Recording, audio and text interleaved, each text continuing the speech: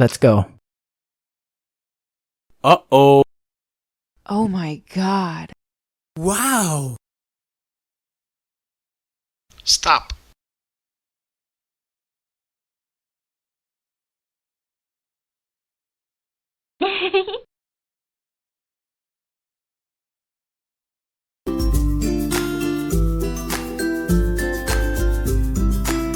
Hey hi guys, welcome back to Prani channel. I hope எல்லாம் நல்லா இருக்கிறீங்கன்னு நினைக்கிறேன். இன்னைக்கு என்ன ஸ்பெஷல் பார்த்தீங்கன்னா parotta, mutton chukka, mutton gravy. இந்த வீடியோ ஃபுல்லாக பார்த்துட்டு உங்களுக்கு பிடிச்சிருந்தா லைக் பண்ணுங்க, ஷேர் பண்ணுங்க, கமெண்ட் பண்ணுங்க, சப்ஸ்கிரைப் பண்ணுங்க. வாங்க வீடியோக்குள்ளே போகலாம். ஃபர்ஸ்ட் குக்கரில் மட்டனை வேக அடிச்சுக்கலாம். அதுக்கு தேவையான இன்க்ரீடியன்ஸ் பார்த்தீங்கன்னா, குக்கர் சூடாயிட்டோன்னே தேவையான அளவு எண்ணெய் ஊற்றிக்கணும். அது கூட பார்த்தீங்கன்னா மட்டன் ஆட் பண்ணிக்கணும். இந்த மட்டன் வந்துட்டு தண்ணி ஆல்ரெடி இருக்கிறதுனால நல்லா மிக்ஸ் பண்ணிக்கணும். சிம்லேயே வச்சு மட்டனை வேக அடிக்கிறதுனால தண்ணி வெளியே வரத்துக்கு கொஞ்சம் லேட்டாக ஆகும். இந்த டைமில் நான் பரோட்டா மாவு பண்ணிக்கிறேன். அதுக்கு தேவையான அளவு மைதா. நான் எடுத்துக்கிற மைதா பார்த்தீங்கன்னா ஆளுக்கு 2 பரோட்டா வர மாதிரி.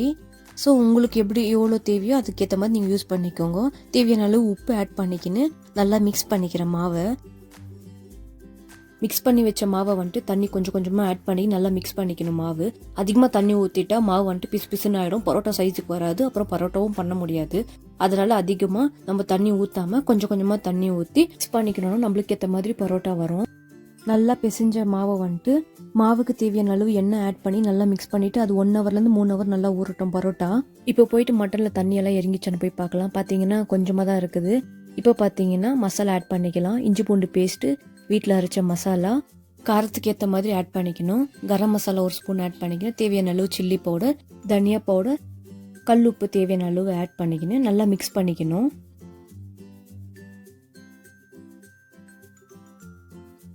மட்டனில் பார்த்தீங்கன்னா லைட்டாக தண்ணி இருக்குது, அது கூட ட்ரை ஆகட்டும்.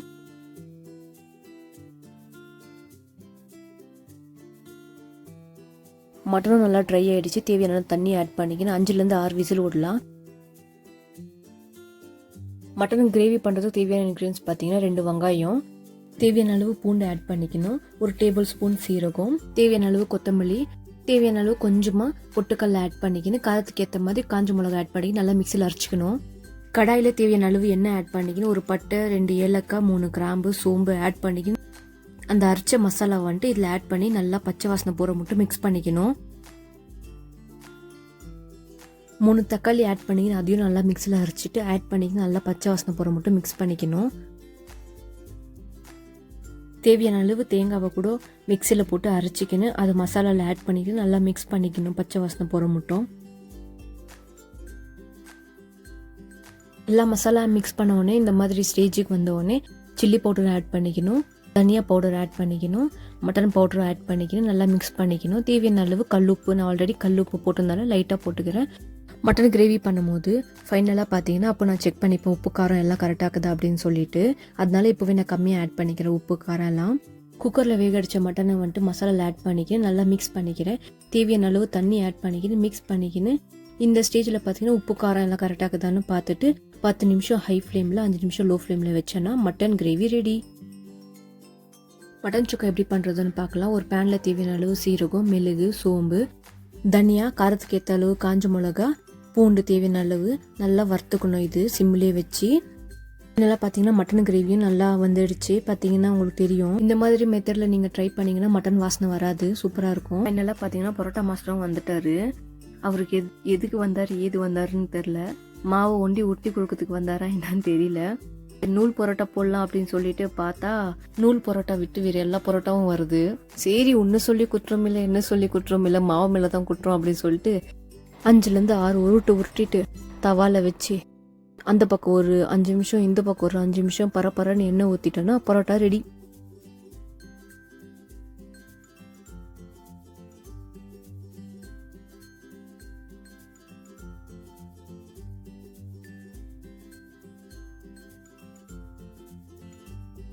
மட்டன் சுக்கா பண்ணுறதுக்கு தவாவில் வந்துட்டு எண்ணெய் ஆட் பண்ணிக்கணும். தேவையான அளவு வெங்காயம், கொத்தமல்லி ஆட் பண்ணிக்கணும். நல்லா மிக்ஸ் பண்ணிக்கணும்.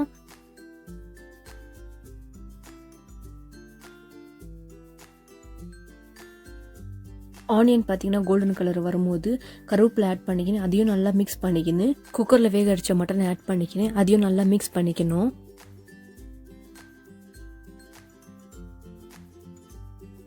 மிக்சியில் அரைச்ச மசாலாவை ஆட் பண்ணிக்கணும், நல்லா மிக்ஸ் பண்ணிக்கணும். நான் சொல்கிற மெத்தட் பார்த்தீங்கன்னா எல்லாமே சிம்மில் வச்சு செய்யணும்.